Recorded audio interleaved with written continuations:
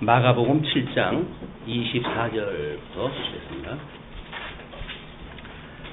마가복음 7장 24절. 예수께서 일어나사 거기를 떠나 두로 지방으로 가서 한 집에 들어가 아무도 모르게 하시려 하나 숨길 수 없더라.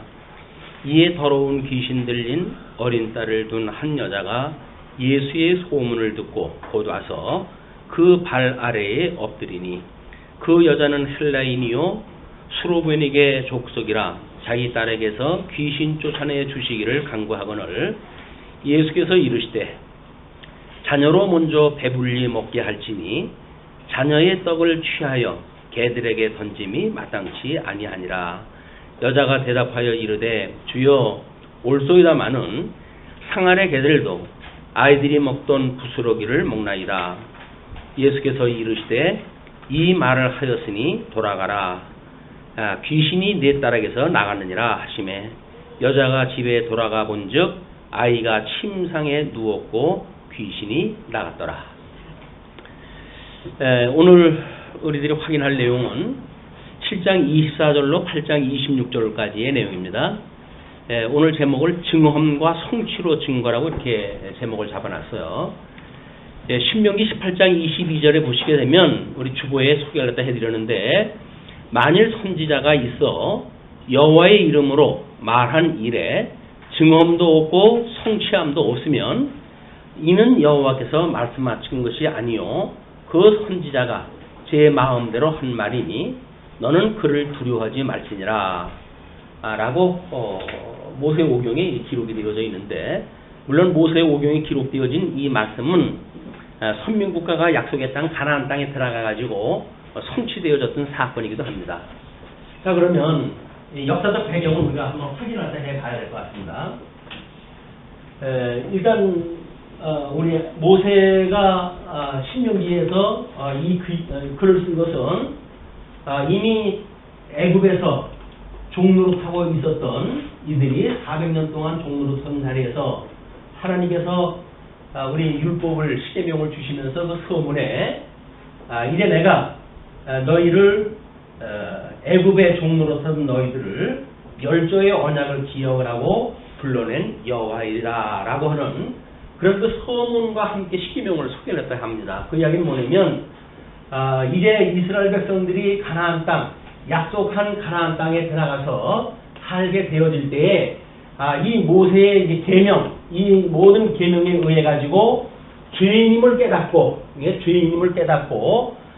우리는 여전히 죄 속에 있었던 우리를 우리 하나님께서 열조와의 언약, 이 열조에게 하셨던 그 언약은 양대 언약이라고 그렇게 이야기했어요. 이 양대 언약은 복을 주시며 가라사대 생육하고 번성하라, 땅에 충만하라, 다스리라 라고 했던 두 가지의 이 양대 언약을 갖다 하셨는데, 이스라엘 백성들이 이제 극한 그 가나안 땅에 가뭄이 오니까 그들이 애굽으로 내려갔죠. 그 애굽으로 내려간 가뭄을 피해가지고 내려갔던 그런 그 피난 생활이 400년 동안이나 종노릇하는 것에 이렇게 지내게 되어졌습니다.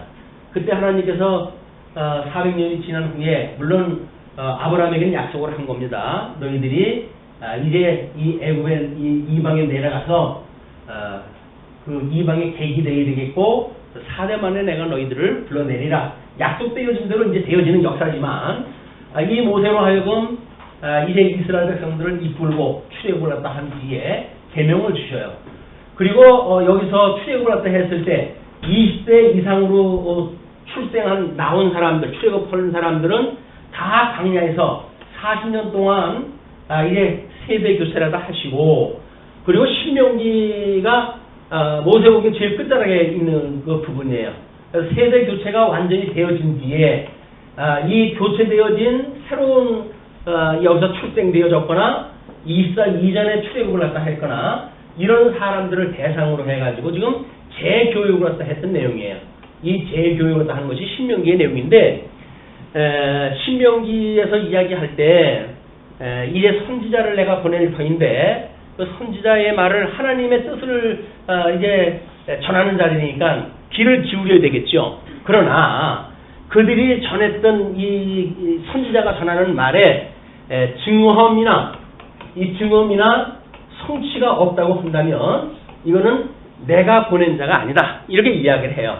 그래서 가나안 땅에 와가지고 이제 하나님께서 어떻게 약속대로 선민국가를 창건하고 분국하고 유수하고 회복을 통해 가지고 하나님의 언약대로 되어지는지를 많은 선지자를 통해 가지고 이제 소개를 했다 함으로 해서 역설적이게도 나라를 잃고 헤매는 사람들한테 하나님은 지금도 살아계시다.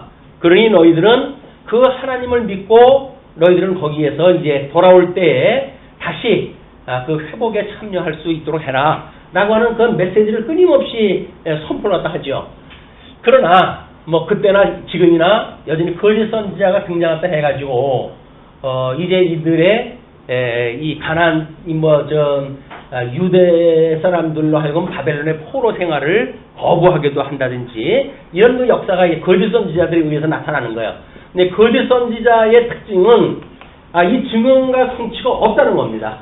이게 없으니까 너희들은 그들이 하나님의 이름으로 말을 할지라도 두려워하지 말라는 거죠. 자, 이 구약이에요. 이 구약 성경이 이렇게 되어져 있는데 우리 이 구약은 메시아에 대한 언약이라고 이렇게 이야기를 했어요. 메시아에 대한 언약이다. 구약의 이 메시아의 언약대로 우리 예수님이 오신 거예요.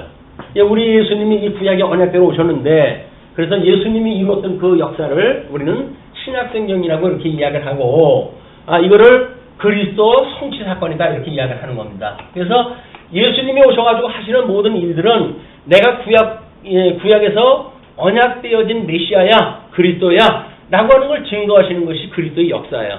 그래서 우리는 예수 그리스도라고 하는 사실을 성경을 통해서 확인하게 되어지는 겁니다. 그래서 우리 하나님께서 이스라엘 백성들한테 그렇게 이야기를 하지요. 이제 우리가 무엇이 하나님의 일을 갖다 하는 것입니까? 라고 이야기를 하니까 뭐라고 그래요? 내가 보낸 자 예수 그리스도를 믿는 것이 곧 나의 일을 갖다 하는 것이야. 이렇게 이야기를 해요. 그러니까 우리가 예수를 믿고 이렇게 산다는 이야기는 결국 하나님의 일을 하는 거예요. 하나님이 하시는 일이 뭡니까? 메시아를 언약하시고 메시아를 성취하시는 거 아니에요. 그냥 하나님이 하시는 모든 역사가 뭐예요?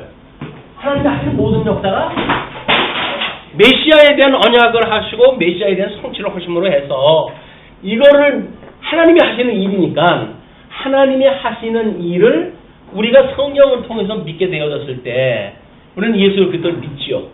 예수 그리스도를 믿는 거를 우리는 하나님의 일이라 하는 거예요. 그냥 하나님의 일을 한다고 해가지고 엉뚱한 일을 하면서 하나님의 일을 한다고 그러면 사실은 부도예요.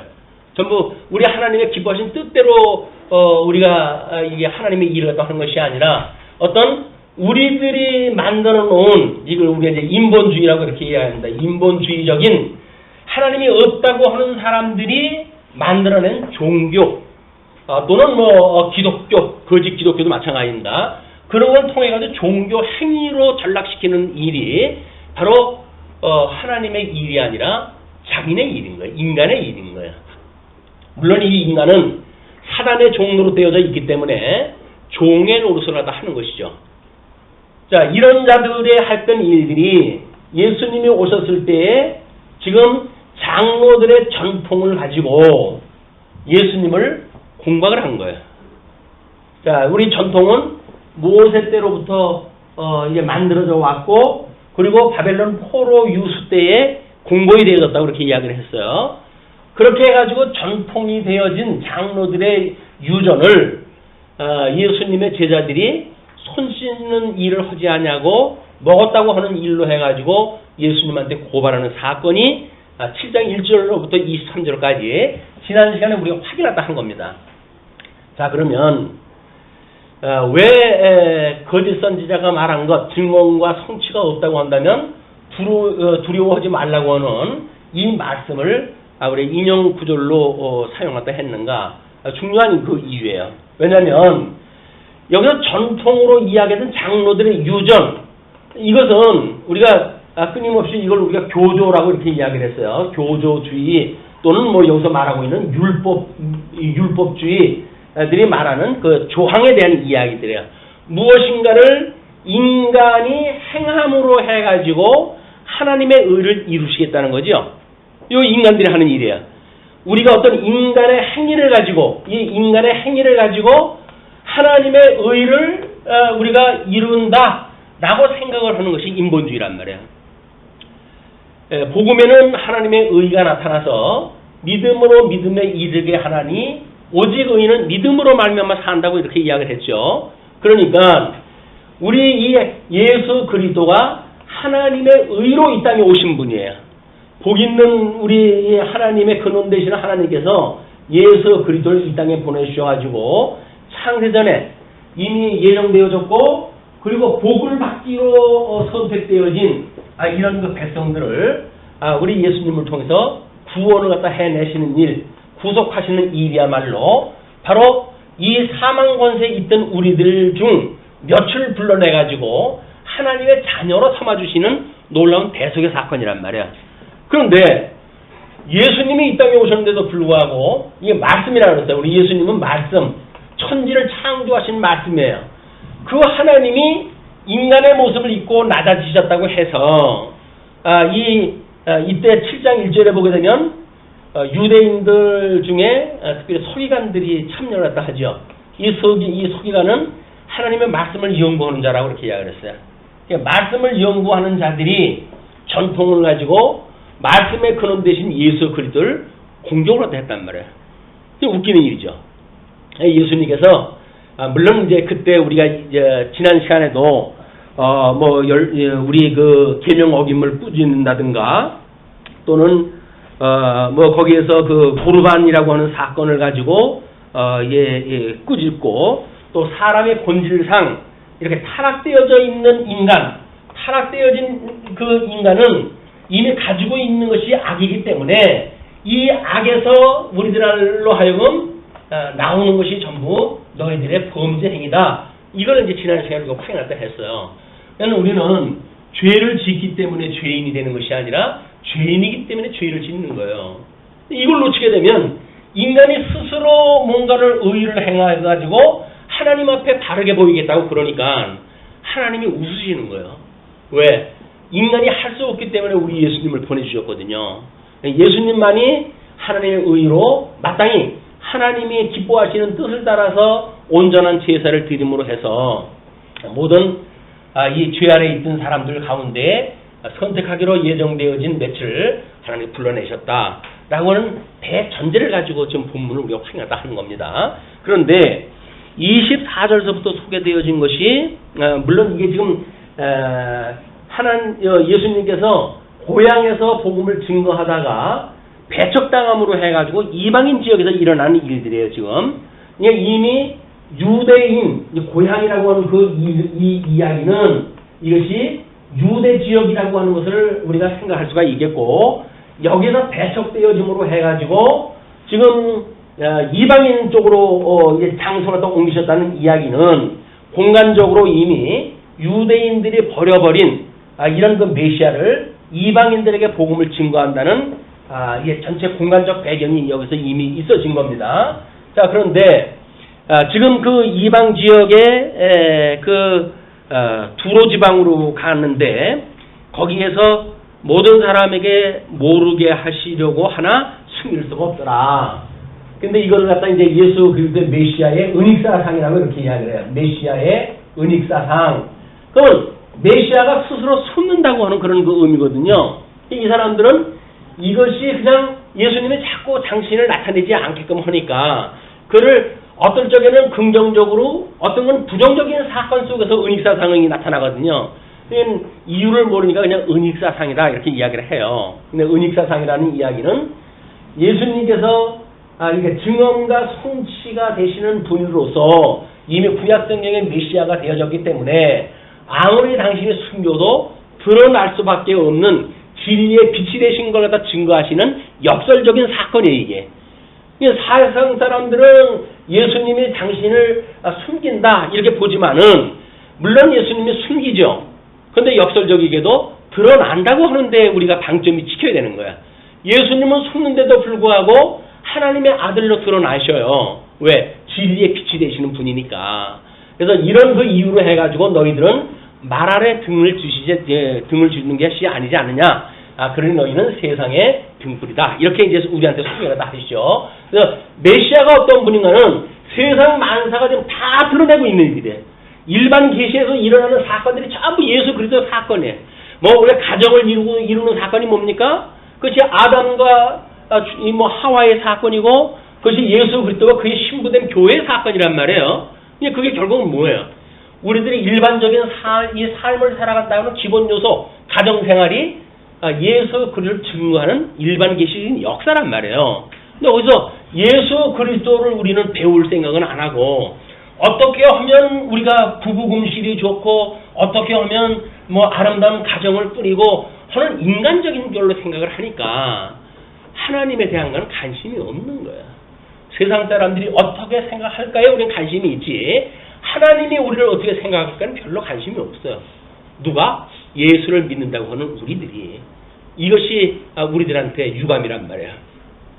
하나님이 우리를 사랑하신다고 우리는 때마다 시마다 고백을 하지요. 그럼에도 불구하고 하나님 기뻐하신 뜻을 분별하는 이 일에 대해서는 별로 그럴 관심이 없어요. 그리고 내 존대로 살아가는 거예요, 그냥. 그리고 가끔가다 예수 믿는다고 우리는 방패막이를 갖다 치는데 그게 예수를 갖다 믿는 일인지 아니면 예수를 빙자한 거짓 선지자들이 말했던 것처럼 하나님의 이름으로 지금 선포를 갖다 했을 때 그걸 듣지 말라고 하고 두려워하지 말라는 이야기인데 과연 우리가 예수 그리스도의 성도로서의 신앙생활을 해가고 있는지 아니면 풍문에 들었던 이자들처럼 이런 유전이나 전통이나 이런 풍문에 들었던 어떤 정보를 가지고 신앙생활을 다 하는지 이게 이제 구별되어야 되는 겁니다. 그게 우리 거짓 선지자들의 이야기예요. 이단으로 빨려나가는 일들이 전부 거짓 선지자들의 길을 기울이기 때문에 나타나는 겁니다. 그러니까는 하나님의 말씀에 우리가 정진을 갖다 해야 될 일은 너무나 당연한 거예요. 어떻게 우리의 영혼에 대한 이야기인데 우리 일생 단 한 번의 우리들의 이 사건 아닙니까? 이 땅에 와가지고 단 한 번 우리가 예수님을 믿고 구원받고 살아간다고 하는 성도들의 삶인데 우리들의 삶이 겨우 이렇게 풍문에 들었던 걸 가지고 맡길 수는 없잖아요. 성경을 공부해야 되겠죠. 그렇죠? 정말 하나님의 말씀이 무엇인가를 우리가 확인할 일은 너무나 당연한 거예요. 너무나 중요하고. 근데 교회에서는 성경을 가르칠 생각은 안 하고 교훈을 갖다 하니까 그저 잘 살십시오. 착하게 사십시오. 라고 이야기를 하니까 착하게 사는 건 기독가 아니라도 착하게 산다니까요. 기독교에서 이야기하는 건 착하게 살라는 이야기가 아니에요. 예수를 믿으라는 이야기. 예수를 그리스도로 믿어라. 그 이야기예요. 근데 예수를 그리스도로 믿지 못하는 이런 그 서기관들 이런 자들이 공격을 다 해왔을 때 예수님이 구약의 성경대로 해가지고 그 이사야 성경 구절을 소개를 갖다 해드렸는데 위에 그림 밑에 보게 되면 이사야서 35장 그 5절 내용을 소개를 갖다 해드렸어요. 그때의 소경의 눈이 밝을 것이며 기머거리의 귀가 열릴 것이며 그러니까는 예수님이 와가지고 회복하게 되어졌을 때 어떤 역사가 일어날 것인가. 우리 세례 요한이 옥에 갇혔을 적에도 제자를 보냈잖아요. 당신이 오실 그입니까? 라고 물어봤을 때 예수님께서 뭐라 그래요? 안진뱅이가 일어나며 가난한 곳에 복음이 전파되어지고 그리고 이렇게 예수님이 하시는 사역을 구약의 언약되어진 대로 지금 일어나고 있다 라고 증거를 또 하잖아요. 그러니까 뭐예요? 우리 주님께서는 구약의 성경에 언약되어진 참 선지자, 참 메시아다 그 이야기예요. 참 메시아가 오셨다. 그런 그 이야기이기 때문에 지금 거짓 어떤 성경 연구자들 이런 자들과 본질적인 하나님의 말씀과의 모순 관계를 우리가 여기서 확인을 한번 해가지고 어떻게 성경에 계시되어진 예수 그리스도를 우리가 믿는가라고 하는 것에 더욱 매진할 수 있는 좋은 기회가 됐으면 좋겠습니다. 자, 이렇게 되어졌는데 예수님이 이제 거기를 떠나가지고 두로 지방으로 갔어요. 근데 숨길 수가 없다고 그러는데 이에 더러운 귀신 들린 어떤 딸을 둔 한 여자가 예수의 소문을 듣고 와서 그 발을 엎드려요. 그리고 엎드렸는데 그 여자의 출신이 소개가 되어 있는데 헬라인이에요. 이방인이라는 뜻입니다. 물론 이거 수로보닉의 그 족속이라고 그러는데 근데 딸에게서 귀신 쫓아내 주시기를 강구를 갖다 해요. 예수님께서 한 말씀을 딱 하시기를 자녀를 먼저 배불리 먹게 할지니 자녀라고 하는 거는 지금 열조와의 언약되어진 언약자손, 이 언약자손에 대한 거를 예수님께서는 자녀다, 하나님의 자녀다, 지금 이야기를 하는 거예요. 그 자녀들에게 먼저 배불리게 먹게 할지니 자네의 떡을 취하여 개들에게 던짐이 마땅치 아니하다 라고 해가지고 지금 이 이방인을 예수님께서 뭐라고 그럽니까? 개라고 이야기를 해요. 이 사람들은 자손이라고 이야기를 하고, 예수님의 하신 말씀을 잘 들어야 돼요. 예수님의 이방인을 개라고 그랬더라 이렇게 이야기를 하게 되면 우리는 예수님에 대한 오해가 있는 거예요. 예수님이 개라고 이야기했던 건 뭐예요? 이때 교전을 가지고 장로들의 유전을 가지고 하나님을 섬기고 위로는 하나님을 사랑한다고 하는 율법을 계명대로 지킨다고 하는 이런 율법주의자들이 이방인들에 대하여 개라고 취급을 하니까 그거를 지금 지적을 하는 거예요. 우리는 말귀를 잘못 알아듣게 되면 오해를 갖다 해요. 그래서 예수님이 이방인들을 개라고 그랬더라 이렇게 이야기를 해버리니까 예수님이 아유 저 기박힌 인간들하고 어떻게 말을 갖다 섞을까. 말귀를 알아들어야 뭘 말을 갖다 하지요. 말을 하게 되면 전부 갖다 시비를 하나 걸고 이렇게 되니까 그것이 아니라 너희들이 그랬다 그 이야기야. 너희들이 이방인들과 너희 언약자손을 차별화하고 그리고 마치 선민 사상으로 가득 찬 너희들 이런 것들이 이방인에 대하여 개처럼 여기고 있었는데 예수님께서는 이제 그 유대인들 때로는 이방인들 그렇게 듣고 살았던 이방인들 이런 사람들에게 너희들이 이렇게 살아왔지 라고 하던 문화의 한 장면을 지금 소개를 하는 거예요.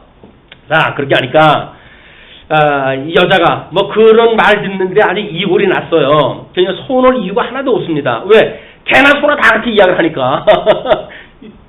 이 유대인이라고 한다면 아니 개는 여기 있으니까 안 되겠지. 뭐 소나 돼지나 다 그렇게 이야기를 해버리니까 이 개처럼 이야기를 듣는 이방인들은 그냥 이골이 났어요.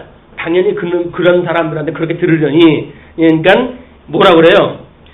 자녀의 떡을 취하여 개들에게 던지면 마땅치 아니하다라고 이야기를 하니까 여자가 대답하여 이르되 주여 올소이다마는 상아래 개들도 아이들이 먹던 부스러기를 먹나이다. 그러니까 흔히 있었던 일들이에요. 밥상을 차려놓으면 거기서 집에서 개가 꼬리를 살랑살랑 흔들면서 돌아다녀요. 먹을 것 좀 안 주나 해가지고 주인 빤히 쳐다보게 되면 주인이 혼자가 먹기가 민망하니까 먹던 거 조금 입에서 떼어 던져주기도 하잖아요. 그게 문화라니까요. 이 개를 기르는 그냥 일반적인 문화예요. 그런 그 문화에 예를 들어가지고 여자가 이제 그 상아래 개들도 아이들이 먹던 부스러기를 먹습니다. 라고 이야기를 하니까 일반 계시를 가지고 지금 예수님한테 이야기를 하는 거예요. 그렇게 이야기를 하니까 예수께서 이르시되 이 말을 하였으니 돌아가라 귀신이 내 딸에게서 나가느니라 하시매 여자가 집에 돌아가 본즉 아이가 침상에 누웠고 귀신이 나왔더라. 공간을 초월해가지고 여자는 지금 예수님 있는데 와가지고 부탁을 갖다 했는데 예수님이 이런 예를 들면서 이제 귀신이 나갔다 이야기를 갖다 하는 거예요. 왜? 여자가 나도 주님의 그런 이분이 말씀으로 오셨으니까 이 말씀이 이용할 양식 아닙니까? 이 양식을 주인들이 떨어뜨리는 걸 갖다 먹는 것이 개가 먹는 거 아닙니까? 그 이야기예요. 이방이니까 우리가 마땅히 유대인들이 먹지 않고 하는 건데 나눠주십시오 그 이야기 아닙니까? 아니 예수님 배척하는 인간들 아니에요? 근데 그 인간들한테 뭘 예수님이 그렇게 구원을 갖다 하려고 애를 쓰십니까? 먹겠다고 하는 우리 애들한테 주십시오. 그런 그 이야기예요. 그래서 사도 바울도 유대인들한테 복음을 증거하다가 유대인들이 그걸 받아들이지 않자 뭐라 그래요? 신발에 먼지를 털고 이방인들한테 향해 가는 거예요. 이게 하나님의 역사예요. 우리들에게 주어졌던 어떤 이런 시간적인 공간 속에서 주어지는 은혜의 시간들이 있어요. 그걸 놓치게 되면 다 이런 복음의 기회를 놓치게 되어지는 겁니다. 오늘 우리들의 이 시간이 바로 복음을 깨닫게 해주는 최적의 시간인 거예요. 여기서 이 복음을 우리가 붙들게 되면 우리가 사는 거예요. 그러나 늘 어디서나 들을 수 있는 것이 복음인데 라고 말해가지고 배척이 되어진다고 한다면 오늘은 영원히 오질 않습니다. 오늘은 오늘일 뿐이에요. 오늘 이 시간이 우리 이 강론을 듣는 성도들의 마음에 전생애가 되어졌으면 좋겠습니다. 은혜를 깨닫는. 자, 31절부터 이제 30절 기먹고 어눌한 자를 고치시죠. 예수께서 다시 두로 지방에서 나와 시돈을 지나고 데가볼리 지방을 통과하여 갈릴리 호수에 이르심에 사람들이 기먹고 말 더듬는 자를 데리고 예수께 나와 안수하여 주시기를 간구하거늘 예수께서 그 사람을 따로 데리고 무리를 떠나사 손가락을 그의 양 귀에 놓고 침을 뱉어 그의 혀에 손을 대시며 하늘을 우러러 탄식하시며 그에게 이르시되 에바다 하시니 이는 열리라는 뜻이라. 그의 귀가 열리고 혀가 맺힌 것이 곧 풀려 말이 분명하여졌더라. 예수께서 그에게 경고하사 아무에게도 이르지 말라 하시되 경고하실수록 그들이 더욱 널리 전파되니 사람들이 심히 놀라 이르되 그가 모든 것을 잘하였도다. 못 듣는 사람도 듣게 하고 말 못하는 사람도 말하게 한다 하니라. 아까 우리 권사님 기도하실 때도 그런 거 기도를 또 했어요. 예, 이게 뭐예요? 지금 말 더듬는 자, 기먹은 자, 그걸 데리고 왔어요. 근데 예수님께서 이 표적이라고 하는 그런 그 이야기는 표적, 근거는 구약성경대로 이루어져야 돼. 예수님이 하시는 모든 표적은 구약성경대로 이루시는 일이어야 돼요. 그리고 예수님이 하시는 그 표적이라고 하는 것은 물론 궁극적인 그거는 예수 그리스도의 십자가에서 죽으심과 부활의 사건이 가장 큰 그 표적이에요. 근데 유대인들이 지금 알고 싶은 건 표적이에요. 이 전부 표적들. 근데 예수님이 와가지고 이 지금 귀먹은 자에 대하여 다른 때는 그냥 말씀으로 해가지고 귀 열어 주실 수 있는 거 아니에요? 뭐 귀머거리, 벙어리 그냥 말씀으로 해가지고 말하거라 그러면 말 되는 거예요. 말할 수가 있는 거예요.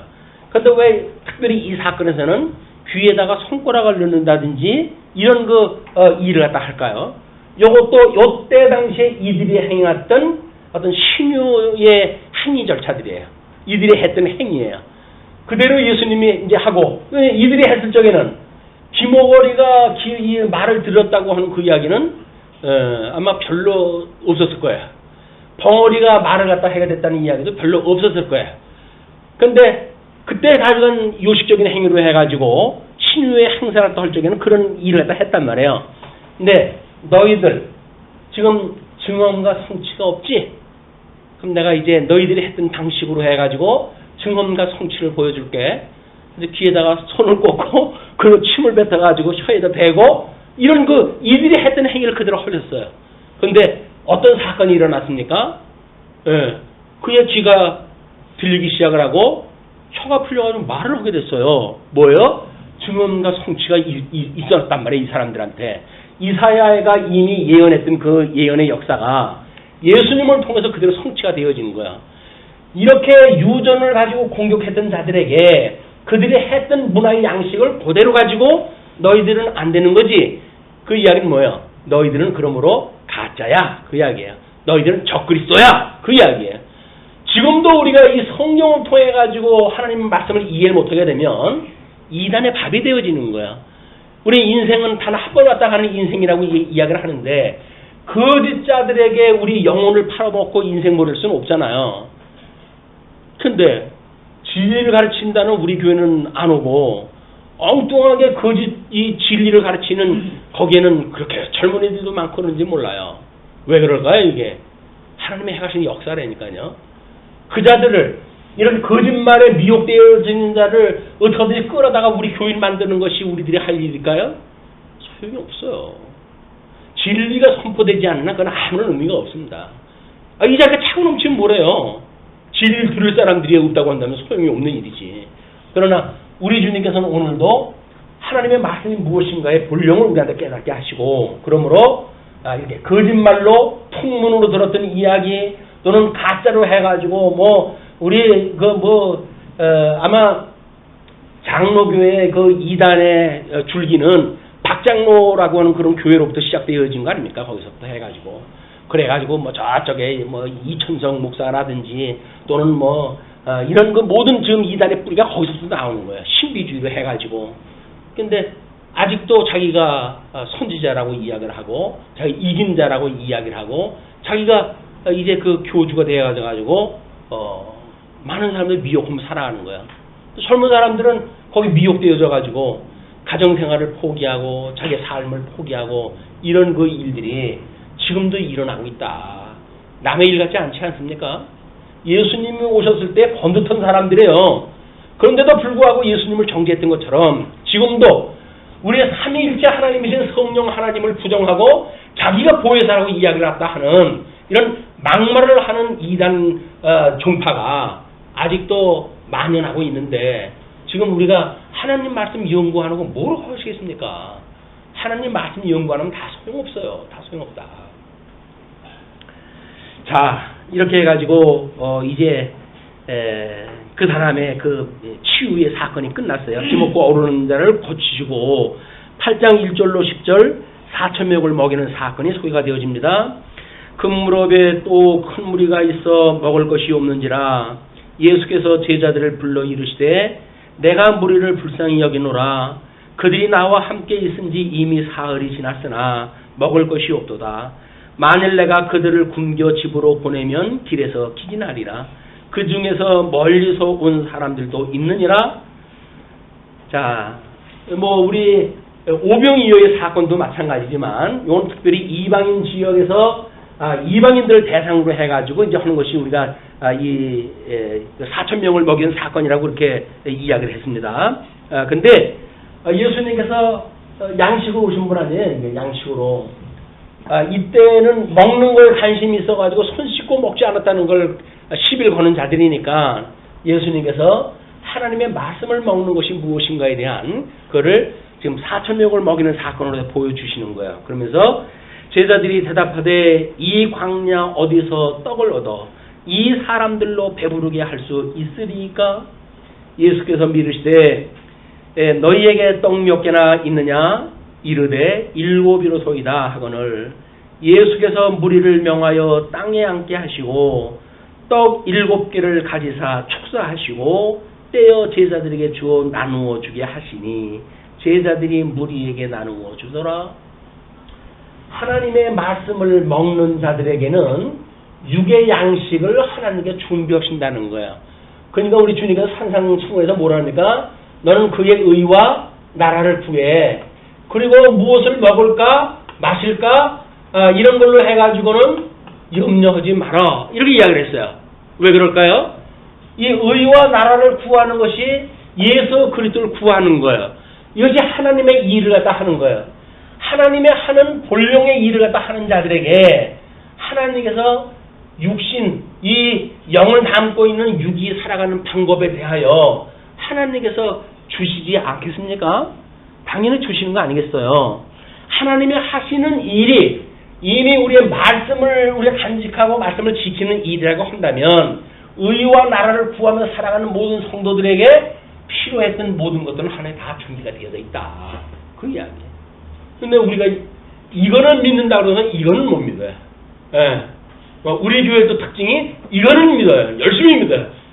단연코 믿어요. 우리는 의심치 않고 믿어요. 근데 이거는 글쎄 옵시다. 이게 우리들의 아이러니예요. 왜 신령한 거는 믿는다 그러면서 육적인 거는 못 믿을까요? 이거는 현실 속에서 끊임없이 시험거리거든요.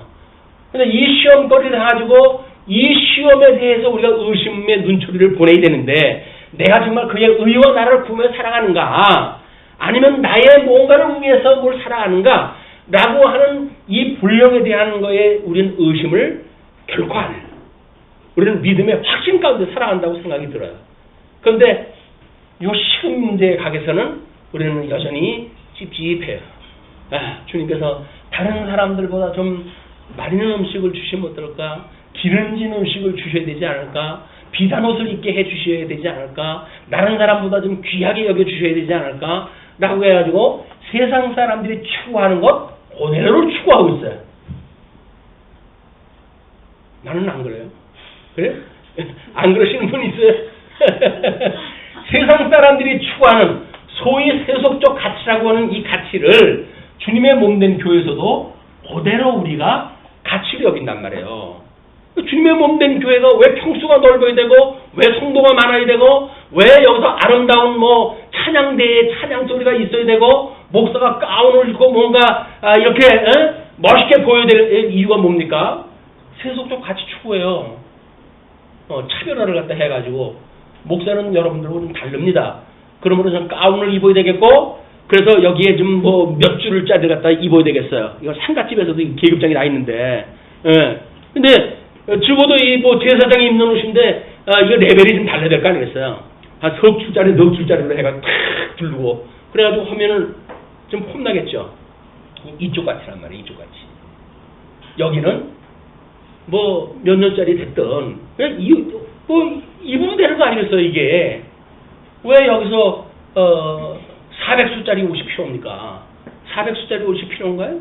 아니에요. 그냥 일반적인 옷을 입어도 아무런 문제가 없어요. 하나님의 의와 나라를 구하는데 아무런 문제가 없어요. 근데 우리는 의와 나라라고 하는 이거를 구하기보다는 식음에 대한 문제, 무엇을 먹을까, 입을까, 마실까 라고 하는데 우리가 관심을 가지고 여기에 매진하고 살아간다. 그러니까 우리는 이 잠에서 깨어나야 돼요. 이 미혹에서 깨어나야 돼요. 그러니까 정말 하나님이 기뻐하시는 일이 무엇인가를 우리 추구하면서 살아갈 이유가 있다. 다시 말씀드리지만 단 한 번의 인생입니다.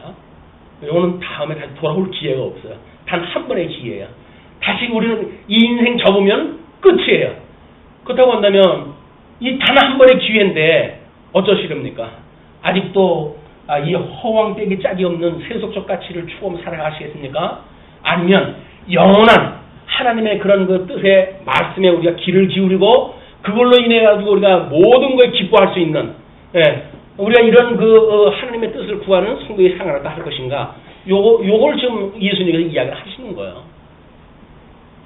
자, 이제 예수님께서 그렇게 작은 생선 2마리가 있고 그런 걸 전부 명해가지고 나누어 주게 하시니 배불리 먹고 남은 조각 7강줄을 거두었으며 7강줄이라고 하는 그 이야기는 이방인의 남은 숫자를 우리가 표현한다고 그렇게 이야기를 했어요. 사람은 약 4,000명이었더라. 예수께서 그들을 흩어보내시고 그 제자들과 함께 배에 오르사 달마누다 지방으로 가시니라. 11절로부터 13절 바리새인들이 표적을 구합니다.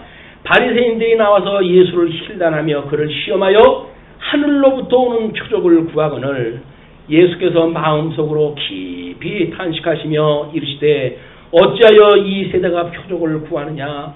내가 진실로 너희에게 이르노니 이 세대에게 표적을 주지 아니하리라 하시고 그들을 떠나 다시 배에 올라 건너편으로 가시니라. 자, 여기서 예수님을 공박했던 이자들의 표적, 어떤 표적일까요? 세속적 표적이에요. 예수님이 이왕이면 잃어버렸던 이스라엘, 그걸 회복하는 정치적 메시아가 됐으면 좋겠다고 꿈을 꾸는 자들이에요. 그러니까 예수님이 오병이어 사건을 갖다 했을 때 뭐라 그래요? 임금을 삼으려고 그러잖아요, 예수님을. 이런 분만 우리 임금이면 먹고 사는 거 걱정 없을 거 아니에요? 어느 지역 흉년 들었다 그러면 그래? 염려하지 마라 해가지고 그냥 뭐 거기서 다 뛰어가 다 먹을 거 아니에요? 다. 먹고 사는 건 문제가 없어요. 대통령이 하는 일에 제일 중요한 것이 뭡니까? 백성들의 배불려 주는 일이에요. 그 다음에 이제 안녕을 구하는 일이고 그건 뭐 매술래 우리가 무슨 욕구 그래프에서 나타나는 일이지만 그건 뭐예요? 우리 육체에 이런 뭐 먹고 마시는 거 문제가 없다고 한다면 1차 문제 해결된 거 아니에요? 그 다음에 우리 안전 문제 해결되어지고 또 우리가 소속되어진 그런 거에 어떤 소속감을 가지고 명예를 갖다 지킬 수 있다고 한다면 그럴 만한 거 아니에요? 그리고 여기서 충분한 우리들의 자아 실현을 또 하면서 살아간다고 한다면 세상 살만한 세상이죠. 왜? 자아가 실현되어지는데. 근데 예수님은 뭐라 그래요? 너희 자아, 너를 부정하고 나를 따라 그래요. 너를 부인을 해요. 너를 부인을 해요. 근데 우리는 어떤 여성은 내 꿈을 갖다 이루어야 되죠. 내 자아를 이루어야 되죠. 근데 자아 실현이 최고의 목표로 보게 되어지는 메슬로라고 하는 심리학자도 뭐 하나님이 없다고 하는 사람의 관점에 보니까 그럴 수밖에 없지만 적어도 하나님이 있다고 믿어지고 그가 보내신 예수 그들을 믿는다고 하는 성도가 세속적 가치에 우리가 꿈을 키우는 일은 이거는 너무 시간을 허비하는 일이다.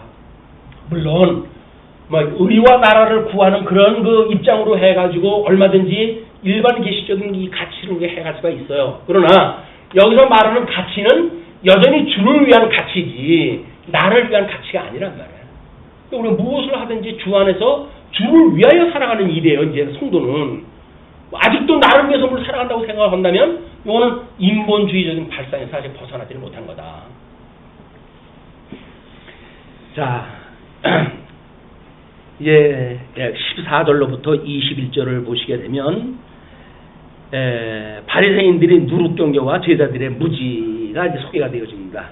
제자들이 떡 가져오기를 잊었음에 배에 떡 한 개밖에 그들에게 없더라.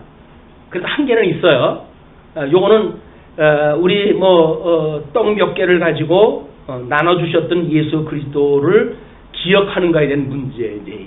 이 제자들이 예수께서 경고하여 이르시되 삼가 바리새인들의 누룩과 헤롯의 누룩을 주의하라 하시니, 예수님께서 바리새인과 지금 이들의 누룩을 조심하라는 이야기는 뭐예요?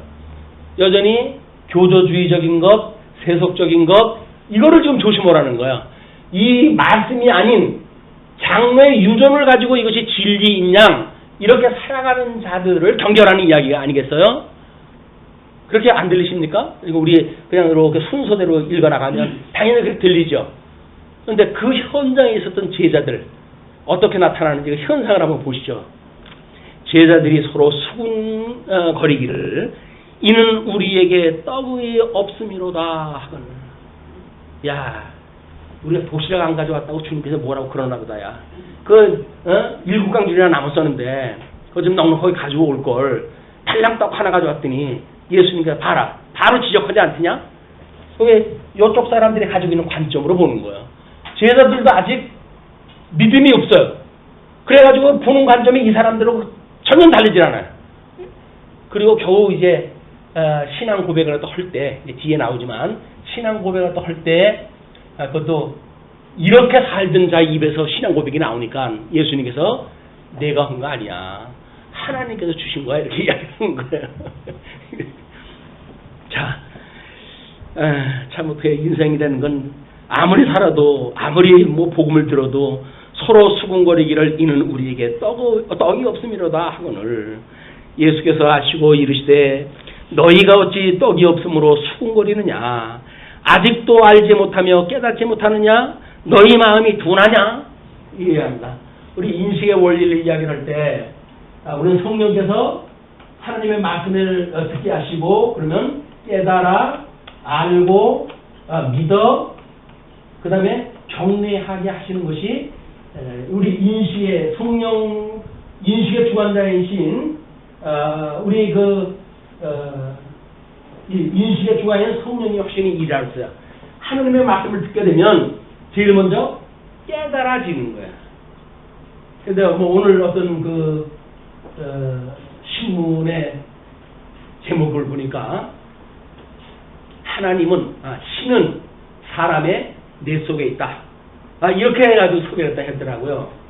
그래서 신앙인들 이제 이렇게 묵상하고 이렇게 할 때 뇌파를 전부 해가지고 조사를 했더니 종교 생활을 하는 사람만 특별하게 전두엽 부분에 껍질이 두껍대나 그걸 발견해냈대요.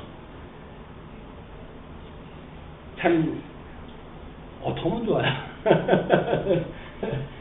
아니, 천지를 지으신 하나님을 인간의 뇌 속에서 이걸 찾으려고 하는 이 자연신학자들의 이 우매함 참 놀랍습니다. 아주 실로 놀라워요. 자연과학, 해열의 과학을 가지고 천상계의 하나님을 알아보겠다고 시도하는 무모한 이런 과학자들의 시도는 우리한테 시사하는 바가 큽니다. 그 사람들은 하나님을 모르니까 그런다고 하지만 우리도 여전히 성경의 이론 얼마를 알게 되어지게 되면 마치 도가 튼 것처럼 생각을 했다 해요. 도 같은 게 뭐가 뜨거? 도가 틀어요. 도가 트이는데 깨달음이 하나도 없는데 깨달음이라고 하는 마음의 작용이에요. 마음의 작용. 마음으로 깨달고 우리 지각으로 해가지고 알게 되어지고 그 다음에 우리 감성 문제가 좀 믿어지게 되어지고 전 인격적 우리들의 이런 작업을 가지고 적성으로 해가지고 경외하는 데까지 이르게 되어지는 이런 것이 인격적 작업이란 말이에요. 전 인격적인. 근데 종교개혁 이후에 우리가 웨스트민스터 신앙고백에 뭐 100몇십 개의 그 항을 가지고, 그때는 말씀이 없었던 이 문맹률이 높으니까 그걸 외워가지고 신앙생활을 하게 했어요. 근데 그거를 500년이나 지나가지고 대한민국 같은 경우는 지금의 전부 전 국민이 학사 출신들 아닙니까? 근데 그 사람들한테 그걸 외워가지고 신앙생활을 하라니 이렇게 코막고 답답한 일이 어디 있어. 성경 66권을 가지고 다 우리가 구조적으로 막 이거를 어떤 통전적으로 성경을 이해해가지고 말씀의 본령이 무엇인가를 깨달는 것이 생명을 깨닫는 일인데, 성경 구절, 오늘은 뭐 한 구절 가지고 그걸로 큐티를 갖다 합니다. 그럼 성경 구절 한 구절 가지고 뭐 하겠다는 이야기예요? 뭔가 하나님의 뜻을 깨닫겠다는 이야기예요. 그러니까 이단자들이 우리 공격을 갖다 해올 때 어떻게 이야기를 해요? 그들이 정해놓은 성경 구절들이 있어요. 그 성경 구절을 가지고 이제 공격을 때 해오는 거예요. 봐라! 성경에 이렇게 되어져 있지 않더냐? 그럴 때 우리는 어떻게 해야 돼요? 그 사람들의 성경 구절은 분명히 잘못 인용하는 것이 분명할 거 아니겠어요? 왜? 성경대로 알고 있는 우리들이 봤을 때 거짓말이니까 그 인용이 뭐가 잘못됐을 거라고요. 그럼 어떻게 해야 돼요? 그 앞에 5구절 정도를 더 읽어볼까요?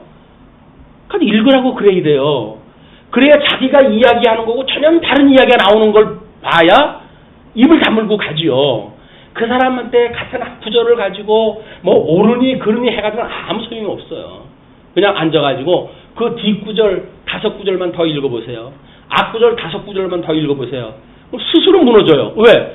아니 자기도 국민학교 나왔으니까 지금 성경 읽어가면서 공격할 거 아니겠어요? 그럼 문장을 봐가지고 모순이 나오는 게 자기도 깨닫게 되어지겠지. 그래가지고 성경 뭐 옳으냐 그냐 따질 거 없다니까요. 성경 구절 성경 보실까요? 그래서 성경을 갖다 뒤밀어요. 그럼 앞에 5구절서부터 뒤 5구절까지 한번 읽어봅시다. 읽으라고 그래서 읽으라고. 본인이 읽을 거예요. 이제 뭐가 있는지도 모르고 읽어요. 그런데 자기가 증거하는 내용은 전혀 상관없는 것이 나와요. 그 대표적인 게 뭐냐면 성경에는 짝이 없는 것이 없나니 라고 이야기가 나와요. 그리고 암수에 모든 짝이 있다고 하는 것을 소개하는 그 구절로부터 시작되어져 가지고 성경엔 짝이 없는 것이 없다고 이렇게 나오거든요. 그래서 성경에 짝이 없다고 하는 그 이야기를 가지고 신천지에서 어떻게 이야기를 해요? 언약과 성취라고 하는 짝으로 이걸 갖다 대는 거예요. 봐라, 짝이 없다고 짝이 없는 것이 없다고 그러지 않느냐 성경에. 그런데 무슨 짝이 없는 건데 보면 짐승의 암수 짝이 없는 것이 없다는 거예요. 그 얘기가. 근데 걔네들은 여기다 갖다 댄다니까요. 그러니까 그걸 앞구절 한 구절만 더 읽어도 모순이 드러나는 거예요. 근데 그걸 모르고 비밀을 모르니까 그래? 그래가지고 그 사람들이 우리 여기 공부하는데 올래? 그럼 줄레줄레 따라하는 거예요. 그러면 완전히 꽂힌 거죠. 뭐 많은 사람들이 혼자 있는 사람한테 당했는데 여러 사람이 있는데 기가 죽어가지고 뭘 반격을 갖다 가하겠어요. 열심히 공부했다 하죠. 열심히 공부하면 공부하는 것만큼 가정을 포기하고 직장을 포기하고 인생을 포기하게 되어지는 이런 웃지 못할 이런 그 열매들이 맺히게 되어진다. 성경 이건 필수예요. 이건 선택 과목이 아닙니다. 필수예요. 성경을 우리가 공부하는 일, 성경을 묵상하는 일, 이거는 매일. 그냥 주기도에서 뭐라 그래요? 우리한테 주님께서 아버지의 뜻이 하늘에서 이루어진 것처럼 이 땅에서 이루어지게 해주세요. 그래놓고 하는 일이 우리에게 일용할 양식을 주세요 그러잖아요. 아버지의 뜻이 하늘에서 이루어진 것처럼 이 땅에서 이루어지는 것이 성경이 계시되어진 역사예요. 계시되어진 역사를 양식을 통해서 먹어야 이것이 내 것이 될 거 아닙니까? 그런데 양식은 육신의 음식을 갖다 이야기하는 거다. 이렇게 또 갖다 붙이게 되면 아니 그 뒤에 바로 뭐래요?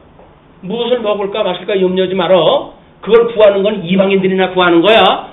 주님께서 그렇게 이야기를 하시잖아요. 근데 이걸 양식이 이 사람 배 채우는 거라고 이야기를 하니까 성경 한 구절, 5구절, 10구절 그 이상을 읽지를 못해요. 사람들이 집중력이 떨어져가지고.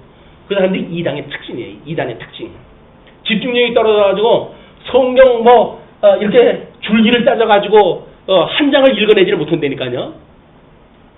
그러니까 이 사람들을 이기는 방법은 통전적으로 성경을 이해하는 수밖에 없어요.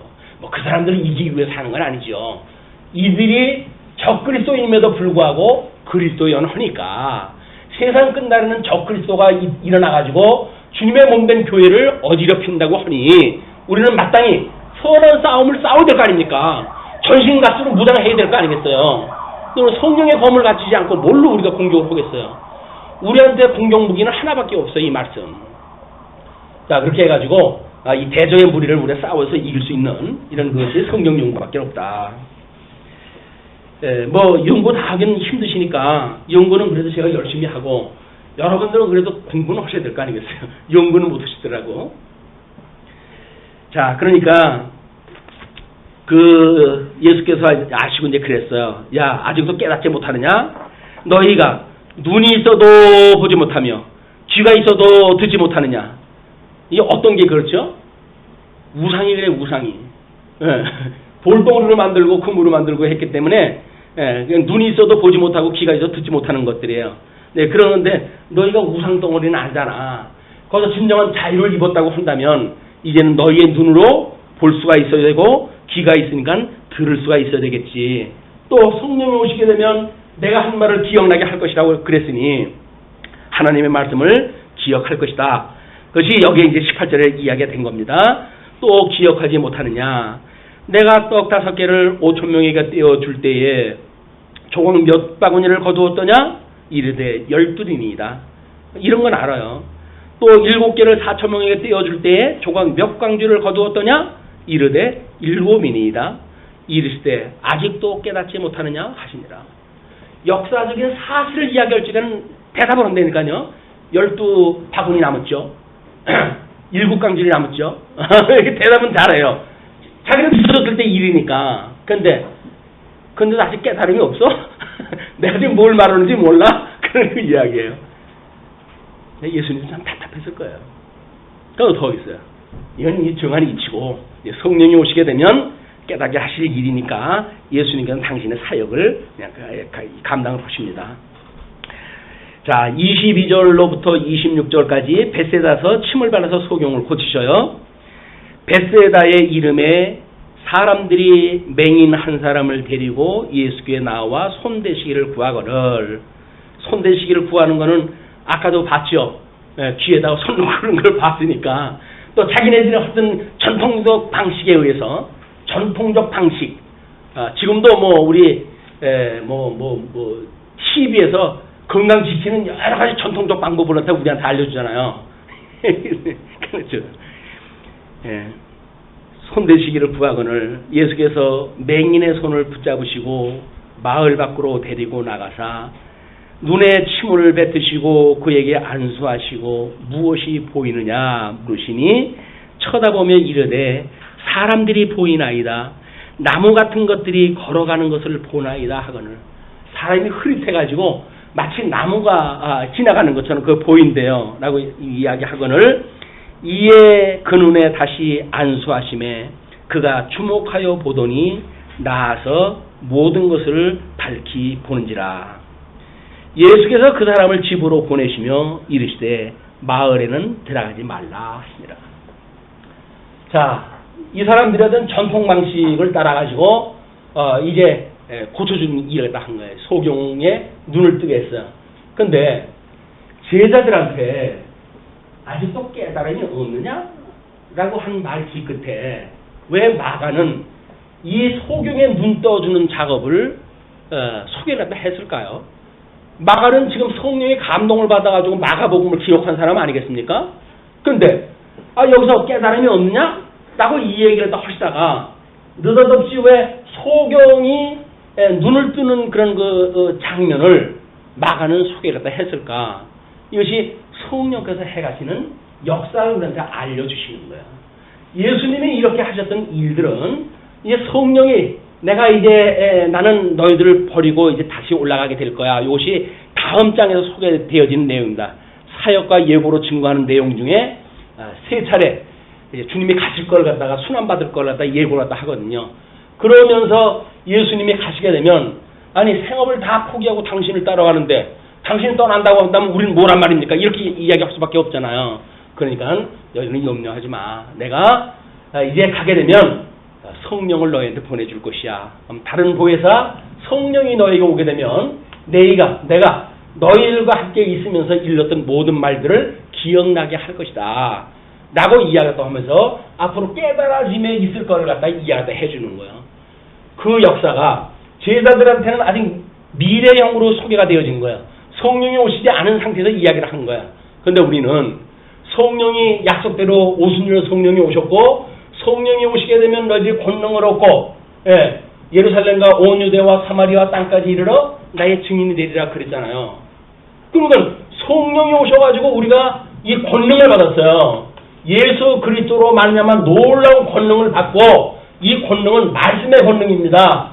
말씀의 권능을 받고 죽었던 자를 살리는 역사가 있게 되어지는 권능이 뭐예요? 복음을 증거하는 일이에요. 그 죽었던 자가 살아나는 거 아닙니까? 그냥 우리는 놀라운 권능인데 이 권능은 아껴야죠. 어떻게 다른 사람 죽은 사람을 살려요? 왜? 이 아까운 걸 나만 살면 됐지. 그래가지고 꼭꼭꼭꼭 감춰가지고 집에다가 보고를 갖다 해도 우리는 전도를 갖다 하면 안 돼. 나만 구원받아야 돼.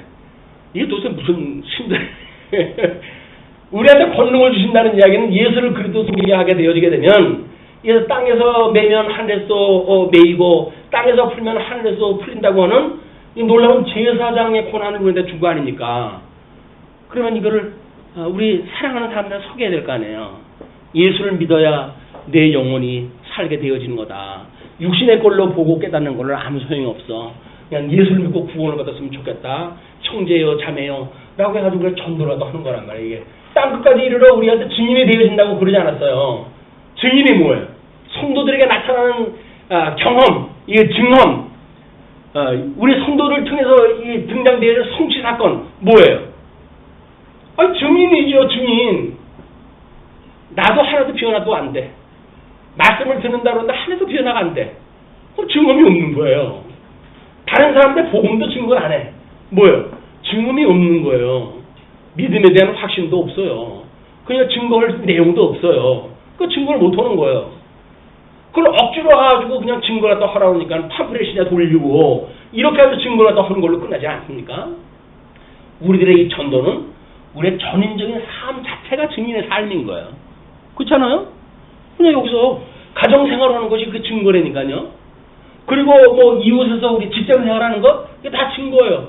선한 어떤 방법을 가지고 우리가 어떻게 승리할 수가 있을까요? 여기서는 그렇게 살면 안 돼라고 이야기를 하는데 예수를 믿는 사람이 예수 믿는 방법대로 하니까 실패 갖다 했다? 라면 증언이 없는 거예요. 근데 선으로 악을 이기라고 했던 주님께서 왜 선한 방법을 가지고 세상을 이길 수 있는 힘을 안 주실까요? 주시는 거예요. 그게 뭐예요? 그게 증언이 되니까요. 믿는 우리들에게 주시는 이 권능, 이거야말로 바로 선한 방법, 하나님의 말씀을 맞는 믿음으로 살아가는 삶, 이 믿음의 삶의 믿음, 믿음의 열매로 나타나는 것, 이것이 하나님께서 맺게 하시는 증언입니다. 증언. 물론 성경은 완성이 됐어요. 그러나 우리는 완성되어진 성경을 보고 믿어요. 이걸 그래서 성도는 믿음으로 산다고 그랬죠. 이 믿음으로 사는 성도들에게 나타나는 증언이 뭐예요? 우리의 삶의 변화라니까요. 깨달아지고 알게 되어지고 믿어지게 되어지고 경외하게 되어지는 거예요. 근데 이런 변화, 인격적 변화가 없다고 한다면 우리는 아직도 안 믿는 거죠. 안 믿는 거예요. 그냥 우리 하나님한테 기도를 갖다 해야 되는 거예요. 이게. 끊임없이 기도를 갖다 해야 돼요.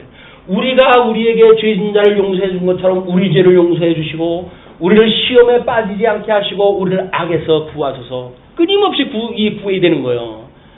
우리 쉬지 말고 기도하라 그랬더니 하나님 이것도 주고 이것도 주고 이것도 주세요. 맨날 땅에 걸 달라고 그러니까 여기 시험에 빠지지 않게 우리 기도를 갖다 하라는데 시험에 빠져도 좋으니까 이것도 주고 저것도 주세요 라고 이야기를 하니까 주님의 뜻에 맞지는 않는 거예요. 주님의 뜻은 뭐예요? 여기에서 시험에 빠지지 않도록 우리가 기도를 갖다 하는 거야. 먹거리를 가지고 흔드는 자들이 있습니까? 사탄아 물러가라 이렇게 해야 되는데 그걸 준다고? 고래? 그래가지고 어디로 끌고 간지도 모르고 끌려가는 거예요. 밥 한 숟갈에. 이게 우리 체면이 있지. 예수 그리스도의 성도로서 권능을 가지고 있는 우리들이 사단의 먹거리 한 그릇에 우리가 팔려갈 수는 없잖아요. 장자권을 갖다가 팥죽 한 그릇 팔아먹는 이삭도 아니고. 하나님의 말씀을 가지고 권능으로 살아가는 우리들은 예수님을 시험했던 사단의 무리 아직도 우리들한테 먹거리를 가지고 흔들어댑니다. 너 내 말 들으면 내가 먹거리 줄게 이렇게 이야기를 하지만 지가 주는 게 아니에요. 하나님께서 주시는 거예요. 하늘로부터 오지 않는 것이 어디 있어요? 근데 지네 거라고 해가지고 지네들이 준다고 그러니까 쏘기지 마 이놈들아 이렇게 이해가 해야 되는데 우리는 이런 진리 물으면 고래? 쫓아간단 말이에요. 뭐 여기서 너 하나님 성경에서 뭐라 그랬더니 성전에 뛰어내리게 돼도 발 상하지 않게 한다고 그러지 않았어. 너 내려봐. 너 한번 폼 잡아봐. 라고 우리가 사단이 속일 거야. 우리들의 영광의 그 모습을 갖다가 자랑을 갖다 삼으라고 이렇게 이야기를 할 거야. 우리는 뭐라 그래야 돼요? 하나님 시험 오는 거 아니야. 하나님 시험 오는 거 아니야. 왜 말씀 구절을 끌어가지고 무슨 큐티니 뭐니 해가지고 나의 영광을 갖다 삼어요. 안 되는 거예요. 말씀을 가지고 우리는 하나님을 통해 갖다 해야지. 그리고 나한테 절하면 내가 그러면 이거 줄게.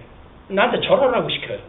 근데 뭐라 그래야 돼요? 절하라고 그러면 절하는 척하다 그냥 이맛밥으로 그런 걸 갖다 받아버려야지. 아니 지가 뭔데 나한테 절을 갖다 하라 그래 감히. 우리는 하나님의 사람인데 하나님의 사람이 마귀한테 절할 수가 있어요? 체면 꾸기고. 우리는 본능을 잊어버리고 있는 거예요. 이쪽 사람들이 상실하는 거는 여기서 입고 사는 거를 이 정글에서 사는 맹수를 집에다 기르면 맹수성을 잃어버린다 그러잖아요. 성도가 훈련이 안 되면 성령께서 주시는 권능을 상실해버려요. 이게 내가 있는지 없는지 잊어버린다니까요. 왜? 마귀에게 길이 들어가지고. 우리는 말씀을 통해 가지고 주님께 주신 권능을 믿고 사단의 권세에 의해서 우리는 우리 선한 일꾼으로 청지기로 또 선한 싸움을 싸우는 성도로서 또 한 주간 열심히 살아주셨으면 좋겠습니다. 기도하시죠.